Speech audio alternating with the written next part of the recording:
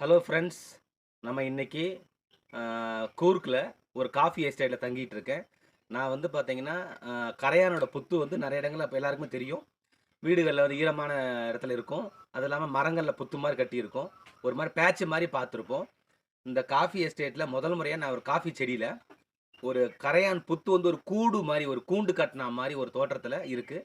அப்படியே பாருங்கள், நம்ம காஃபி செடியை முதல்ல பார்க்கலாம். காஃபி செடியை பாருங்கள்.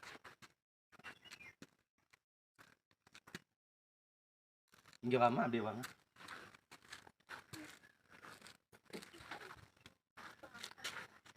இங்கே பாருங்க, கொஞ்ச நேரத்துக்கு முன்னே நான் என்ன பண்ணேன்னா, இந்த இடத்துல வந்து இது வந்து ஆண்டோட கூடா இல்லை கரையானோட கூடான்னு ஒரு சந்தேகமாக இருந்தது.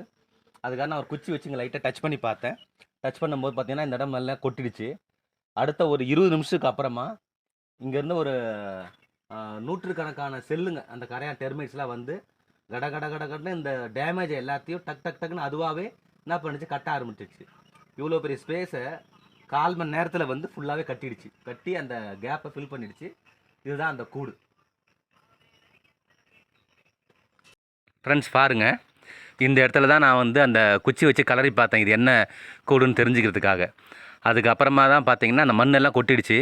அது கொட்டின ஒரு 5 நிமிஷத்துக்குள்ளே நூற்றுக்கணக்கான டெர்மைட்ஸ் வந்து அந்த கேப்பை கம்ப்ளீட்டாக என்ன பண்ணுது, அப்படியே மூடுதுங்க.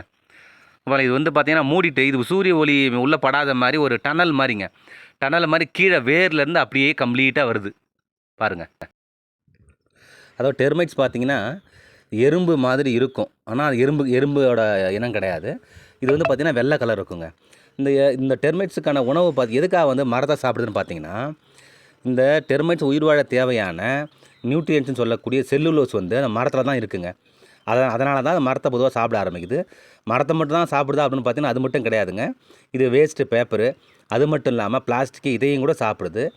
அது மட்டும் இல்லாமல் இந்த டெர்மைட்ஸ் வந்து பொதுவாக பார்த்திங்கன்னா அதோட உணவு கிடைக்கிற இடத்துலேருந்து அந்த கூடு வரைக்குமே பார்த்திங்கன்னா அந்த நெஸ்ட்டு வந்து ஃபார்ம் பண்ணியிருக்கோம்.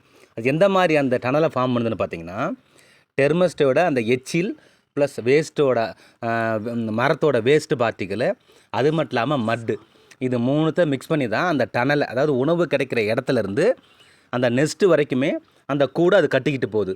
இந்த கூடு பொதுவாக பார்த்திங்கன்னா மட்டியாக தெரியும், அதாவது மண் கலரில் இருக்கும், அப்படி இல்லைன்னா ப்ரௌன் கலரில் கூட இருக்கலாம்.